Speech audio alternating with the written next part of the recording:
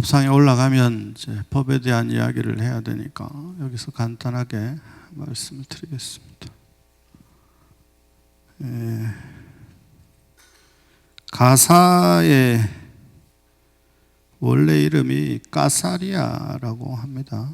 그리고 더 원래 의미는 분소의라고 합니다. 처음 시작은 인도를 가게 되면 그 니련사나 바라나시라고 하는 곳에 가면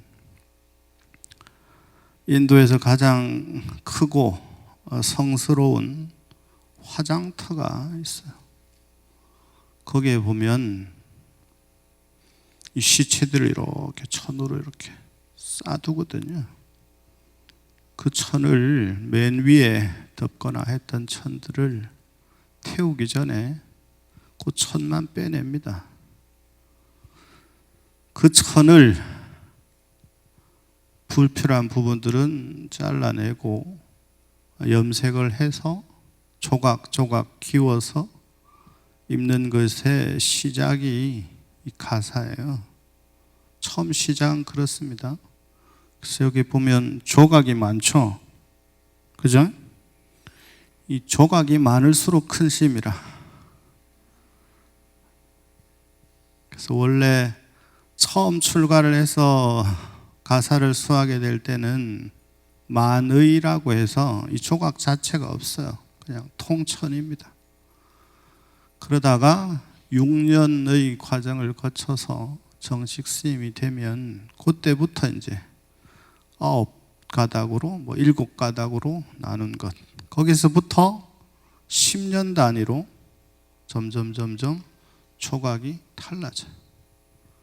그러다가 현재 조계종에서는 대종사가 되시면 출가하신 지 50년 되시면 그때서야 비로소 반가사라고 해서 어깨에 걸치는 거 있죠.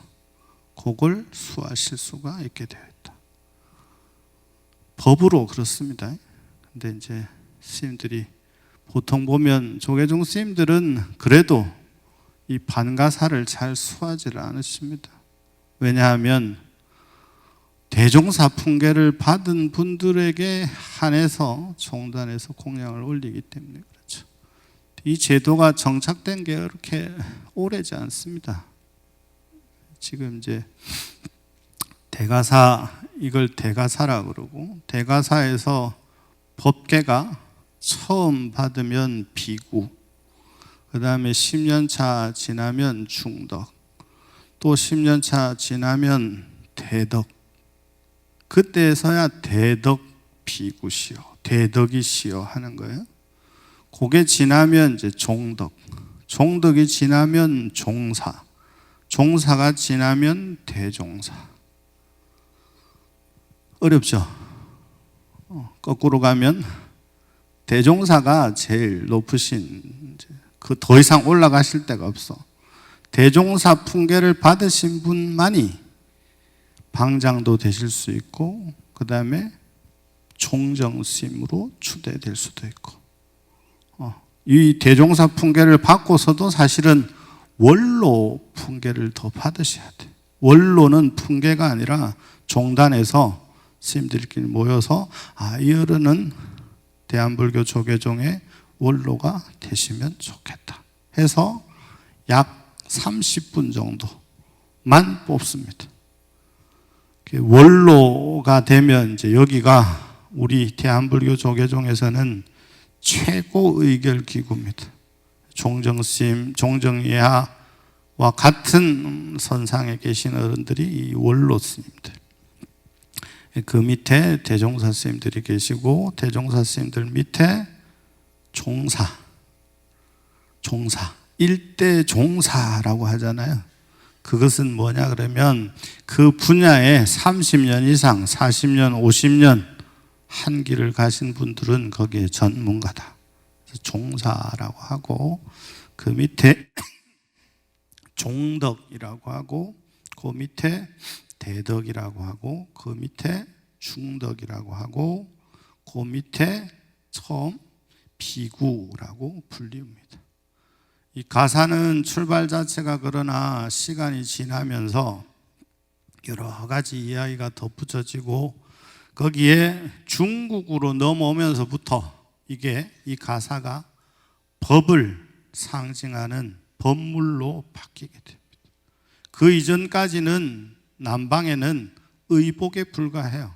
그냥 걸치는 것에 불과하지만 이것이 중국 쪽으로 넘어오고 한국, 일본으로 가게 되면 완전히 의미가 달라집니다. 그래서 성스러운 옷으로. 그래서 이 가사를 다른 말로 복전이라고 하거든요. 복전. 이 복복자의 받전자. 서서 이 모양 자체가 경작지처럼 이렇게 착착 잘 갈라져 있잖아요. 잘 나누어져 있잖아요. 그것이 마치 밭과 같다. 전과 같다.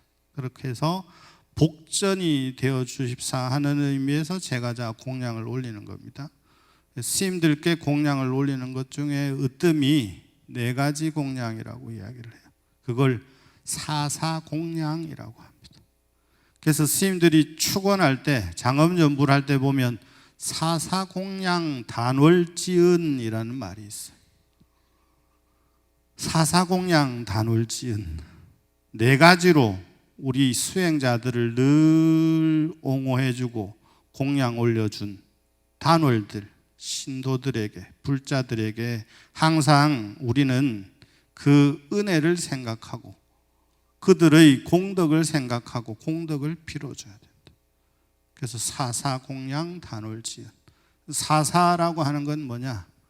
의복, 음식, 와구, 탕약. 스님들을 공양 올리는데, 스님들께 공양하는데 요 4개가 최고다.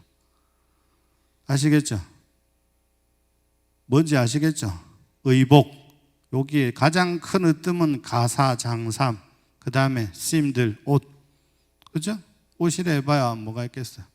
근데 스님들께 빨간 거 뭐 이런 거 뭐 이렇게 그물처럼 생긴 뭐 이런 티셔츠 뭐 이런 거 어디 등산복 코너에 가서 막 사고 이러면 안 됩니다.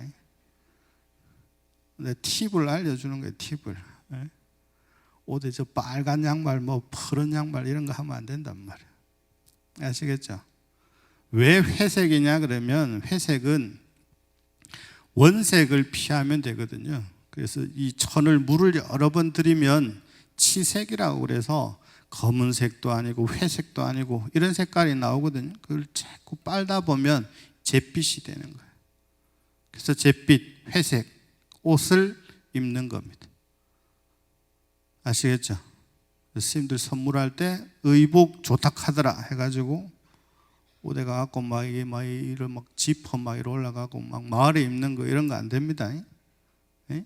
배운 바 종갓집 출신의 통도사 스님들은 이런 걸 잘 안 입는데 요새는 제가 잔소리를 안 한 지가 좀 오래되니까 이 옷들이 막 희우한 옷들이 많이 보여요.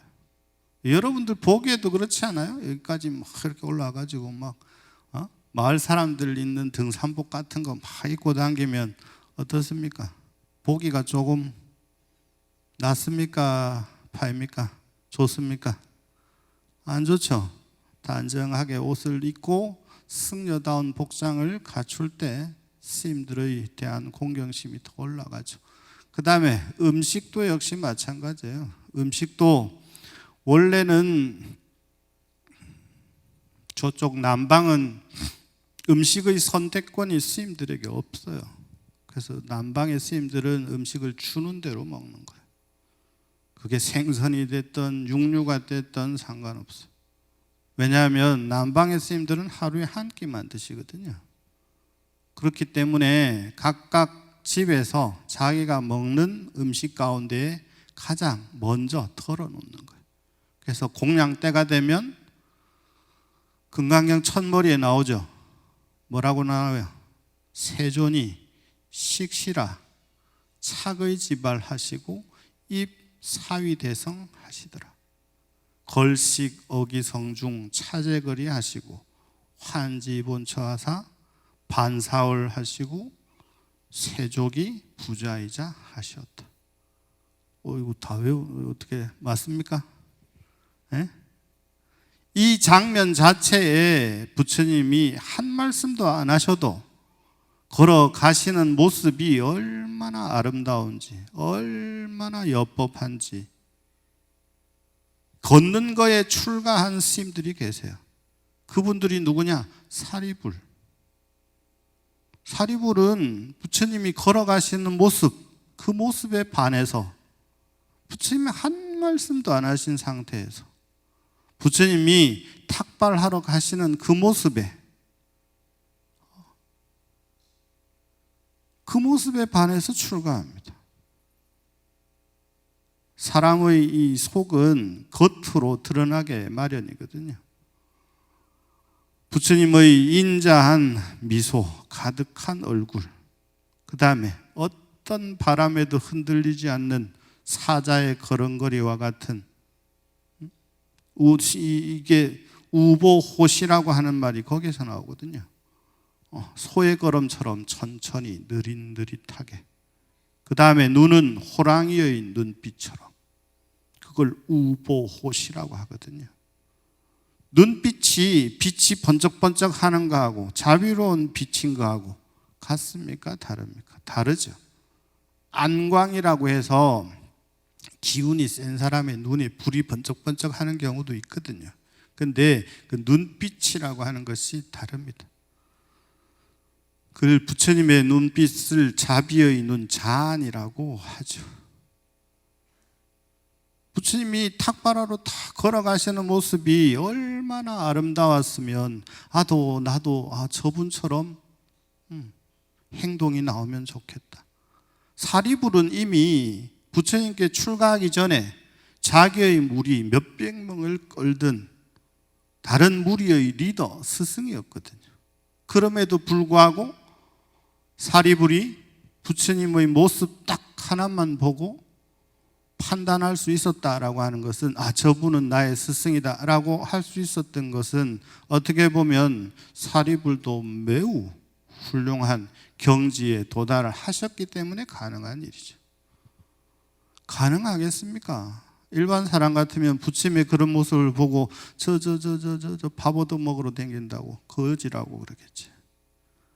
안 그래요? 실제로 부처님이 탁발을 하실 때 비난과 비판을 엄청나게 받으시거든요. 비난과 비판을 엄청나게 받으세요. 그럼에도 불구하고 얼굴의 표정 하나 바뀌지 않으시고 늘 자비로운 얼굴, 자비로운 음성으로 중생들을 대하셨다. 그게 금강경에 나오는 인욕수행시예요. 부처님은 과거 전생에만 인욕수행을 하신 것이 아니고 부처가 되고 나신 뒤에도 끊임없이 인욕수행 하시거든요. 인욕수행이 별게 아닙니다. 부처가 됐다고 인욕수행을 안 하는 게 아니죠. 부처가 된 다음에도 존재하는 한 끊임없이 인욕수행 하는 거예요. 인욕수행 하는데 나 같은 사람, 우리 같은 사람들, 경지에 도달하지 못한 자들은 억지로 그것만 해도 다행스러운 거죠. 자기가 잘못한 부분들을 알아차리는 거니까.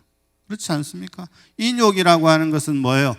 내가 참아야지 하는 생각이 드는 거잖아요. 그죠? 참으린 세 보이면은 뭐를 면한다고요? 또 3, 4 이후에 행해라. 생각을 3번 정도는 하고 일을 저질러라. 생각하지 않고 일을 저질렀을 때 문제가 발생하고 생각을 여러 번 하고 생각만 하고 실천에 안 옮겨도 문제다. 그죠?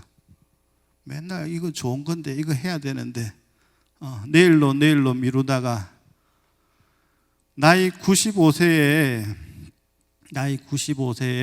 자기의 삶을 가만히 생각해 보니까 이렇게 살아가지고는 도저히 안 되겠다 싶어서 내가 10년 후에는 영어를 조금 잘하면 좋겠다 해가지고 10년을 막 하려고 하다가 중간에 돌아가셨다는 분이 계시긴 해요. 근데도 불구하고 자기의 95년 삶보다 자기가 정말 하고 싶은 거 했던 몇 년의 삶이 자기의 인생에서 가장 행복했던 시간이었다더라. 인욕수행이라고 하는 것은 여러분 특별한 때만 하는 것이 아니라, 깨달음을 얻은 존재는 인욕수행을 하지 않아도 되는 것이 아니라 인욕수행은 늘 하는 겁니다. 늘 하는 건데, 부처님의 인욕수행은 내가 참아야지 할 것조차 없어. 아이고, 내가 저걸 무시해가지고 뭐 하겠노, 저걸 뭐 어떻게 이기려고 해가지고 뭐 하겠노, 이런 생각 자체가 없어요. 그냥 그때 부처님께서 뭐라고 하시느냐, 그대가 나에게 아무리 비난과 비방을 퍼붓는다 하더라도 나는 이미 비난과 비방으로부터 벗어나 있는 존재이기 때문에 나는 걱정이 안 되는데 나는 당신이 걱정될 뿐이다 라고 말씀하시거든요. 왜냐하면 당신이 나에게 그렇게 악다구니를 써대는 순간 그 화가 내가 받아들이지 않으면 누구에게 돌아가겠는가? 그대에게 돌아가지 않겠는가? 그러니 그대여 화를 내지 마시오 라고 말씀하시거든요. 그래서 이 옷 자체를 인욕의라고 하기도 합니다.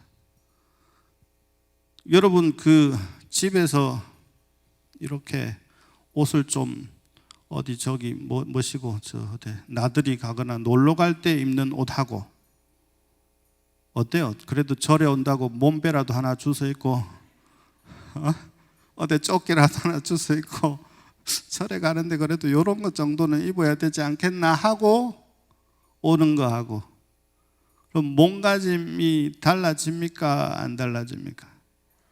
달라집니까? 확실합니까? 옷 입고 댕긴 지가 오래돼 갖고 뭐 똑같은 거 아닙니까? 옷을 입으나 안 입으나. 예? 왜 중생을 환경의 동물, 습관의 동물이라고 하는지 처음에는 옷 입을 때는, 그러면 내가 옷을 바꿔 입었을 때 나의 모습이 부처님의 가르침에 가까우냐라고 생각을 해봐야 돼요. 승질내는 건 똑같고 정신 못 차린 건 똑같고, 그러면 옷을 갈아입으나 갈아입지 않으나 똑같죠. 왜 스님들이 똑같은 시간에 똑같은 모습으로 똑같은 생활을 하느냐 그러면, 그걸 요새 말로는 뭐라고 합니까? 루틴, 패턴, 그렇게 이야기를 하겠죠. 옛날 말로 하면 습관이라고 하겠고, 그죠? 근데 요새는 뭐 습관이라고 하면 조금 옛날 사람 같고, 루틴이 뭐 이쪽으로 저쪽으로, 그럼 루틴이나 습관이나 별반 다를 거 없을 것 같은데, 일정한 패턴대로 일정한 시간에 무엇인가를 하는 것, 그죠? 그것이 어떤 방향으로 가느냐에 따라서 중생과 부처로 나누어질 뿐이죠. 기왕에 여러분 뭐 서서 이야기를 시작을 했으니 나눠드린 거 있죠? 거기에 보면 오늘 본문의 주제는 공양입니다. 공양 중에 으뜸이 등공양이라 되어 있는데, 그 공양계에 보면 등공양은 등공양 다공양선다 향공양 선양공영, 이게 육법공양 개송이거든요. 그 중에 등공양이 제일 먼저 이렇게 나오는 이유가, 등이라고 하는 것 자체는 무엇을 상징적으로 표현하느냐. 여러분, 우리 등을 무슨 등이라 그래요? 연등이라 그러잖아요. 근데 여러분들은 이제 연등이라고 하는 단어만 알아가지고, 이 연자가 연꽃 연자가 아니거든요. 불 밝힐 연자입니다. 불 밝힐 연자, 불 밝힐 연, 불 밝힐 등. 그러니까 연꽃의 모양을 가진, 연꽃의 모양을 갖춘 등이라는 말이 아니라 불을 밝히는 거면 다 등이에요. 사각이 됐든 원형이 됐든 조형은 시대에 따라서 계속 바뀌는 겁니다. 중요한 것은 불을 밝히는 거죠. 불을 밝힌다라고 하는 것은 과학자들이 이 사람을 이렇게 연구를 해보니까 과학적으로 접근을 하면 사람의 생각이라고 하는 것은 전류, 전기 신호에 불과하다. 그 전기 신호를 올바르게 제대로 공급해 주는 게 이 장기 중에 뭐예요? 오장육부가 있잖아요. 그 가운데에 뭐가 멎으면 사람을 죽었다 그래요? 어이구야, 똑똑대. 심장도 알고. 심장의 심자가 무슨 심자예요? 마음 심자잖아요. 그죠? 그러니까 옛날 사람들이 보기에 이 심장이라는 게 사람에게 있어서 가장 중요한 것이다라고 본 거예요. 그래서 심장이니까 뭐예요? 마음이 여기에 들어있는 거다. 또 다른 표현으로는 이때의 심자는 마음 심자가 아니라 중심 심자예요. 이거 너무 비싼 거 배우는데.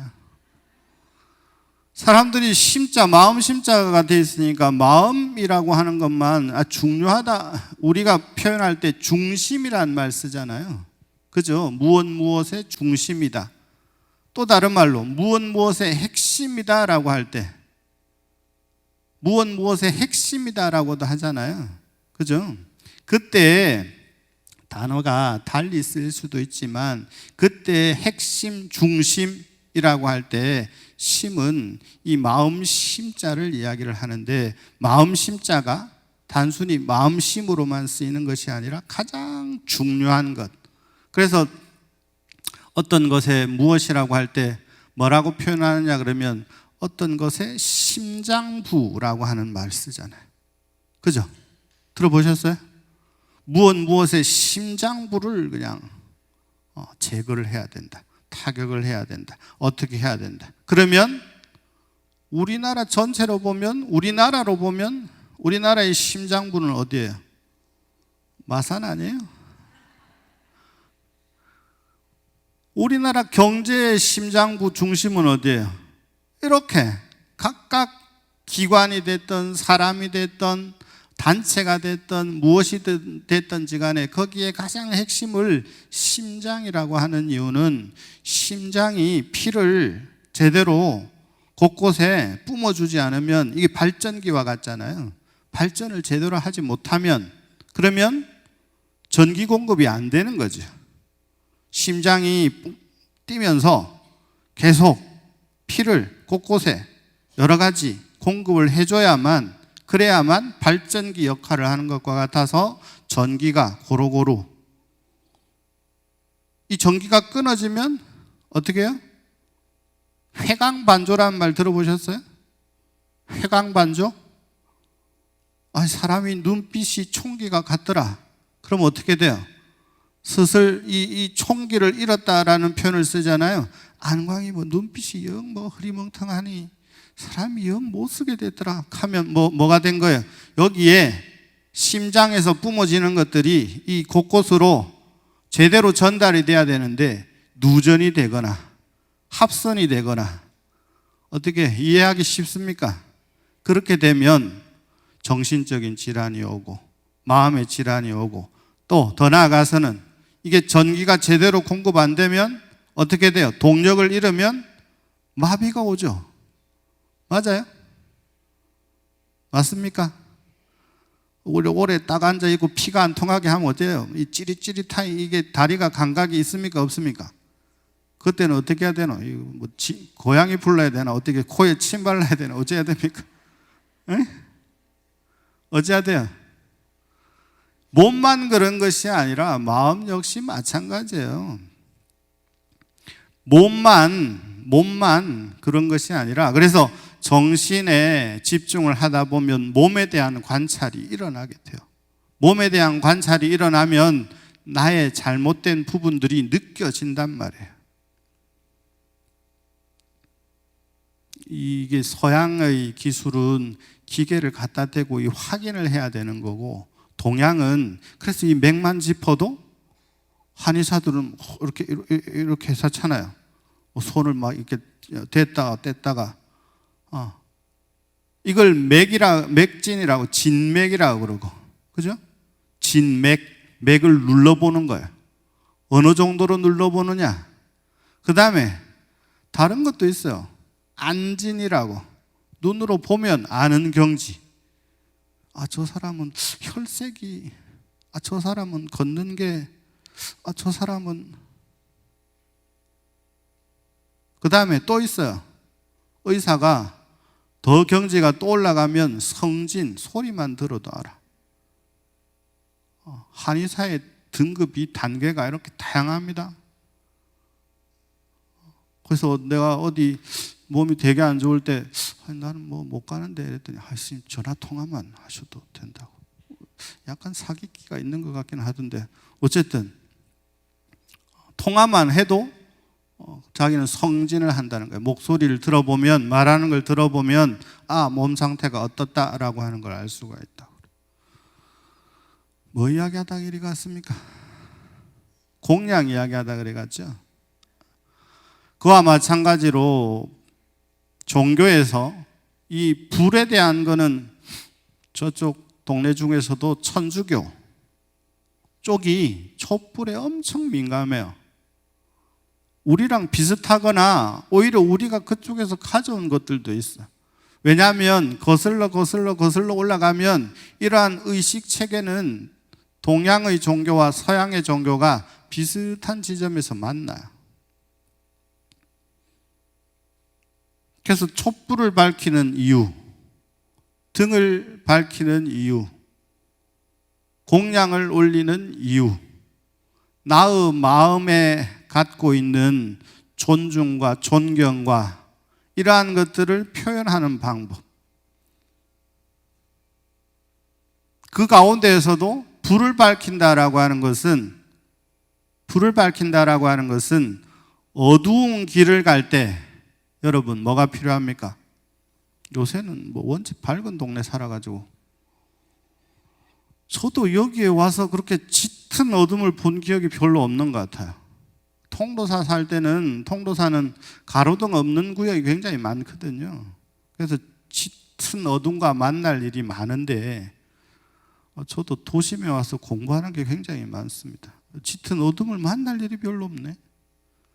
바깥이든 길이든 어디든 늘 불이 밝혀져 있고, 그죠? 근데 여러분, 불이 없다라고 하는 가정하에, 불이 없을 때 뭐가 필요하죠? 빛이 필요하잖아요. 그죠? 광명이 필요하잖아요. 그죠? 우리 중생의 상태에 있는 이들을 무명의 존재라, 밝은 빛을 가지지 못한 존재라고 이야기를 하잖아요. 그죠? 그러면 빛을 회복한다라고 하는 것은, 우리가 8.15가 되면 뭐 합니까? 8월 15일 날 뭐 해요? 광복이라고 그러잖아요. 그죠? 빛을 되찾았다, 회복했다는 말이잖아요. 그죠? 우리 불자들도 가장 중심 핵심에 있는 가치가 무엇이어야 되느냐 그러면, 스스로의 상태를 인지하고 나는 무명의 길을 걸어가는 자구나, 제대로 된 길을 가지 못하는 존재구나 라고 하는 걸 인식하고, 그러면 빛이 있는 곳으로 가야지, 빛을 밝혀야지 라고 하는 것에서 출발을 하는 겁니다. 그래서 상징적으로 뭘 켜요? 촛불을 밝히는 거예요. 불을 탁 밝히는 거예요. 지금 세상에 저게 무슨 의미가 있겠는가 하면 할 말이 없지만, 다시 생각해보면 우리의 마음을 밝힌다라고 하는 행위적인 측면을 표현으로 나타낼 때 가장 이상적인 모습으로 택한 것이 촛불을 밝히는 거예요. 그 다음에 여러 가지 모양을 만들어서 빛을 밝히는 거예요. 밝히는 이유는 어두운 상태에 있는 것이 다른 이에게 전달되기가 좋습니까? 빛이 있으면 전달되기가 좋겠습니까? 이건 요새 기법으로 보면 광고 기법하고도 같아요. 부처님이사 빛이 있든 빛이 없든 내 마음의 상태가 어떠한 것인가에 딱 눈여겨보시겠지만 우리의 마음은 그러냐 이 말이에요. 우리의 마음은 그렇지 않거든. 그러니까 아름다운 모습으로, 좋은 모습으로, 좋은 것들로 불을 밝히고 장엄하는 거죠. 그러한 것의 극점에 있는 것이 바로 촛불을 밝히는 거고 등을 밝히는 거고 그 다음에 부처님의 모습을 장엄하는 거고 이런 겁니다.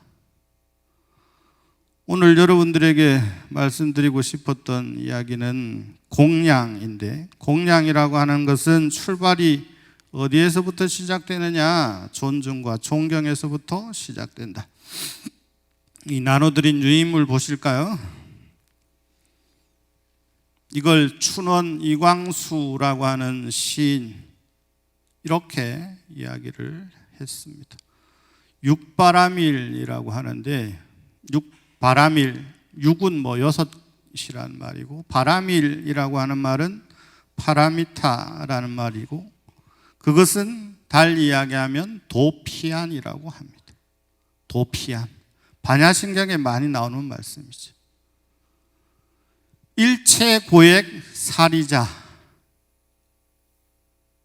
반야신경의 첫머리가 마반야바라밀다 신경 관사제보살 행심반야바라밀다. 시 붙으면 안 돼요. 시, 조견, 오온, 계공. 그 다음에 중요한 말 도, 일체고액. 그때의 도자가 바로 파라밀다예요. 파라밀이에요. 도피안. 도피안이라고 하는 것은 이쪽 세상, 우리가 살아가는 세상을 차안이라 그러고요. 깨달은 자, 밝은 존재들, 광명의 존재들이 살아가는 곳은 어디냐? 도피안, 피안이라 그래요.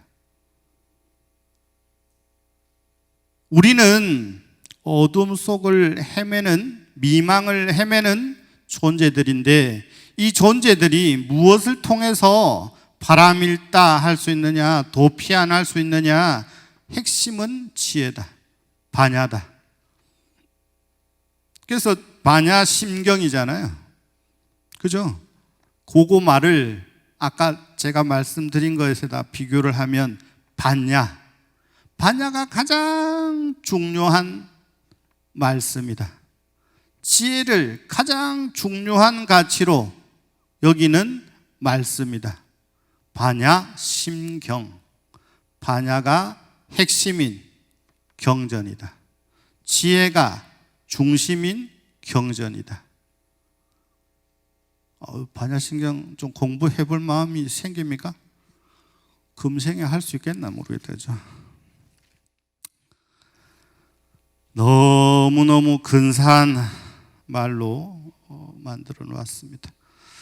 제가 읽을게요. 여러분 귀로 한번 들어봐 주십시오.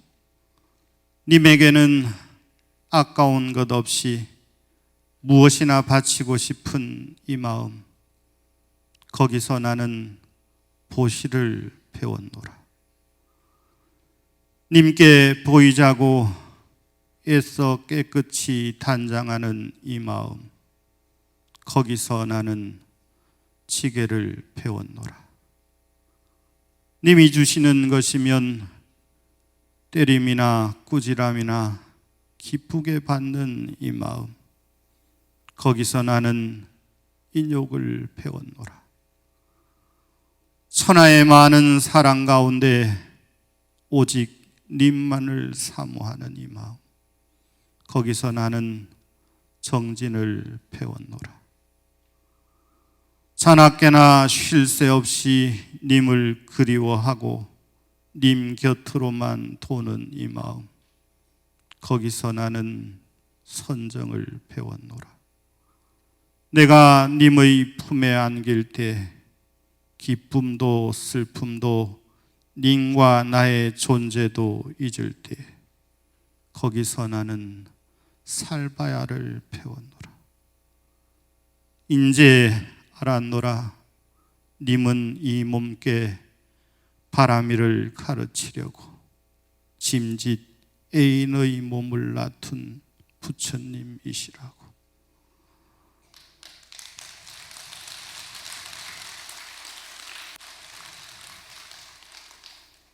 이게 감정이 없는 글에 감정을 담으면 이렇게 희유한 세상이 열립니다. 얼마나 여기에 대한 성찰과 사유가 있었기에 이런 언어가 나올 수 있을까요? 그죠? 여러분들 할 수 있을 것 같아. 노력해가지고 우리도 100일장 뭐 이런 거 한번 해볼까요? 춘원 이광수라는 분은 뭐 여러 가지 의미를 가진 분이긴 합니다만 오늘 이 시만 가지고 보자고요. 동시대에 불교에 대한 시를 여러분들이 남기는데 100여 년 전, 100몇십 년 전 그때 가장 최고의 시인으로 꼽혔던 이가 두 분이 계십니다. 그 중에 한 분이 춘원 이광수. 그 다음에 또 여러분들 한 번쯤 배워보거나 들어봤을 법한 만해 한용운 씨. 너무너무 좋은 시들이 많죠.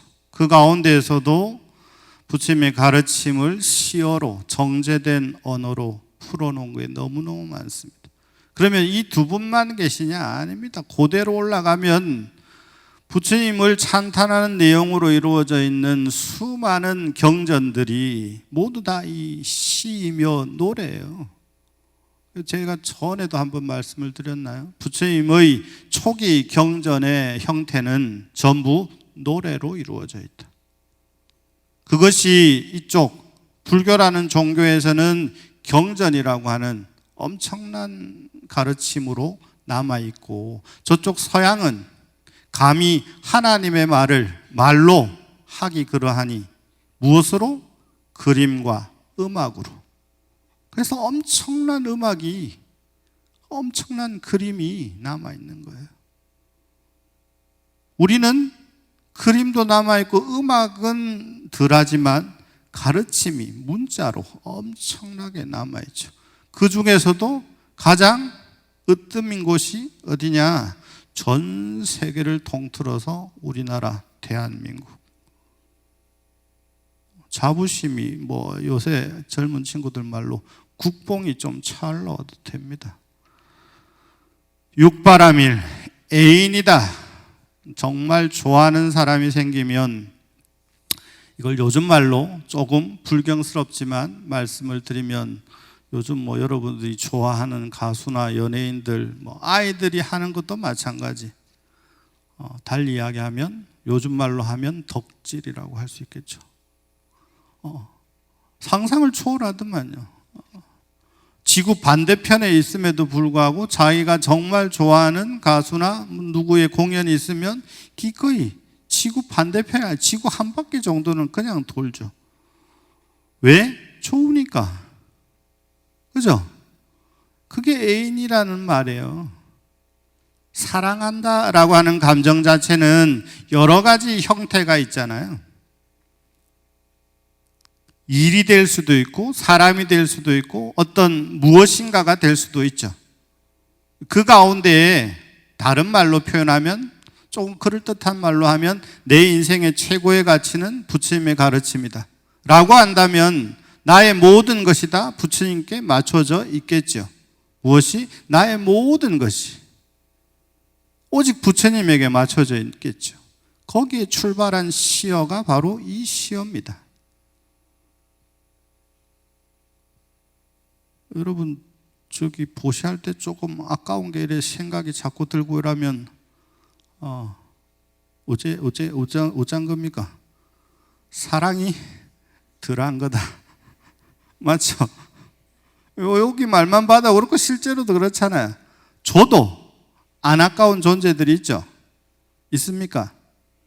그 중에 뭐 아들, 딸이 있을 수도 있고, 그죠? 손자가 있을 수도 있고, 그죠? 근데 그 중에 부처님이나 스님이나 뭐 이런 경우는 없는 것 같은데. 좀 곤란하다, 그죠? 그죠? 요것이, 자, 보세요. 불교에서 하는 철학으로 보면 이러한 것들에 가는 것은 유의의 공덕을 닦는 것이고, 특별한 부처님이나 아니면 더 좋은 일이나 무엇인가를 더 좋게 하는 방향으로 나아가면서도 마음에 아까워하는 기색이나 아까워하는 마음이나 이런 것이 없으면 그건 무의의 공덕을 닦는 게 되죠. 그래서 금강경에서 유의의 공덕보다 무의의 공덕을 닦아야 된다고 끊임없이 강조하시는 거예요. 근데 출발은 내가 좋아하는 마음이 일어나야만 가능한 거잖아요. 좋아하는 마음이 일어나려면 막무가내 사랑, 무작정 사랑은 막무가내 사랑과 무작정인 사랑은 나중에 비극을 낳기 마련입니다. 어떤 비극을? 내가 너한테 어찌하였는데 그 비극을 낳게 된다고요. 무엇인가를 해줄 때, 그죠? 그 밑바탕에 처음이야 자식이고 손자고 가까운 이니까 주는데 이게 되풀이 되거나 나에게 이득이 어떤 형태로든 돌아오지 않으면 지금 진짜 기분이 좀 그런데 고마해야 되나? 야, 이제 뭐가 충돌이 되면 어떻게 돼요? 내가 니를 어째 키웠는데 붙어가지고 이제 키운 것 다 내놔라. 뭐 준 것 다 내놔라.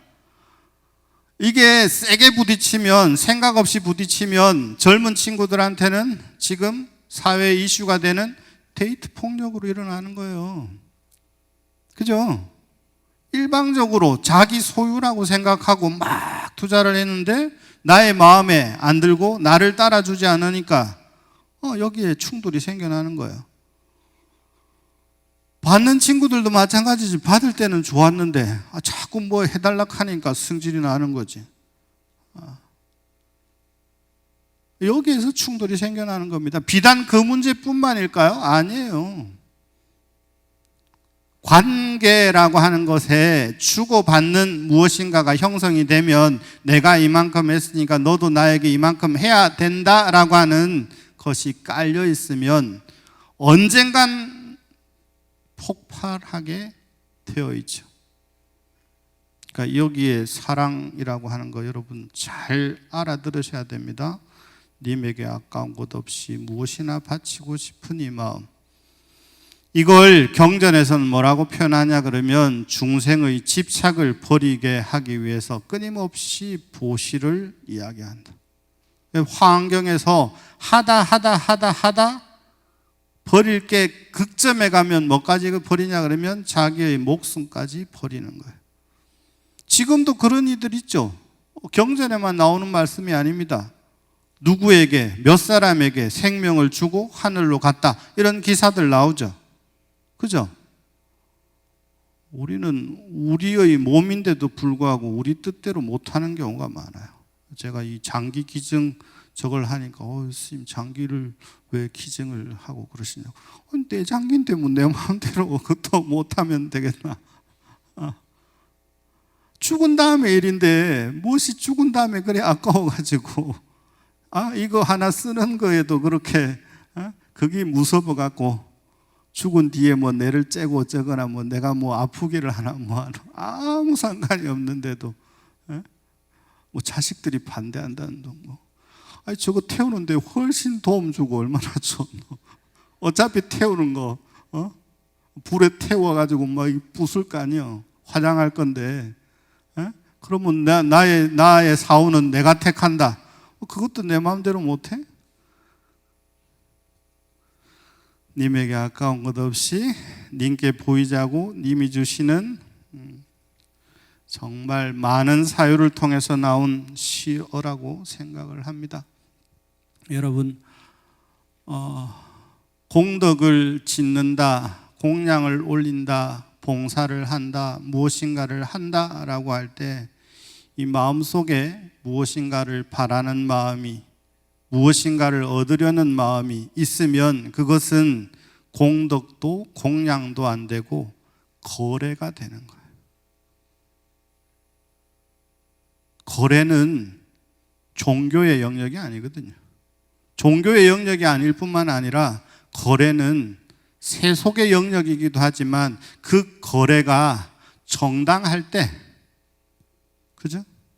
부당할 때 사단이 나고, 정당하면 사단이 난다 하더라도 정법의 길로 풀어지겠죠. 여러분, 공덕을 짓는다, 공양을 올린다, 봉사를 한다, 무엇인가를 한다라고 할 때 그 밑바탕에 부디 거래의 마음이 없는 불자들이 되시기를 발언하면서 윤달 한 달 동안 여러분들과 함께 금강경을 독송하게 되어서 너무너무 기쁘고 행복한 시간이었다라고 생각이 됩니다. 비단 그 시간뿐만 아니라 기회가 될 때마다 여러분들과 함께 부처님의 말씀을 독송하는 그러한 정법 불자가 되면 좋겠다는 말씀을 드리고 오늘 저의 말은 여기까지 하고 마치도록 하겠습니다. 큰 박수 부탁.